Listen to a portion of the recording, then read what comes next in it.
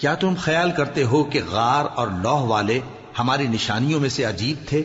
جب وہ نوجوان غار میں جا رہے تو کہنے لگے کہ اے ہمارے پروردگار، ہم پر اپنے ہاں سے رحمت نازل فرما اور ہمارے کام میں درستی کے سامان مہیا کر۔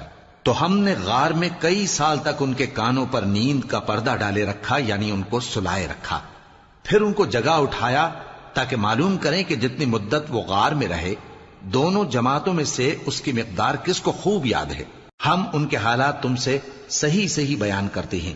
وہ کئی نوجوان تھے جو اپنے پروردگار پر ایمان لائے تھے، اور ہم نے ان کو اور زیادہ ہدایت دی تھی، اور ان کے دلوں کو مربوط یعنی مضبوط کر دیا۔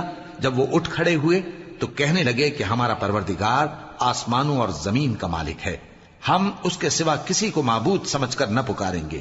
اگر ایسا کیا تو اس وقت ہم نے بے عقلی کی بات کی۔ ان ہماری قوم کے لوگوں نے اس کے سوا اور معبود بنا رکھے ہیں، بھلا یہ ان کے معبود ہونے پر کوئی کھلی دلیل کیوں نہیں لاتے؟ تو اس سے زیادہ کون ظالم ہے جو اللہ پر جھوٹ باندھے؟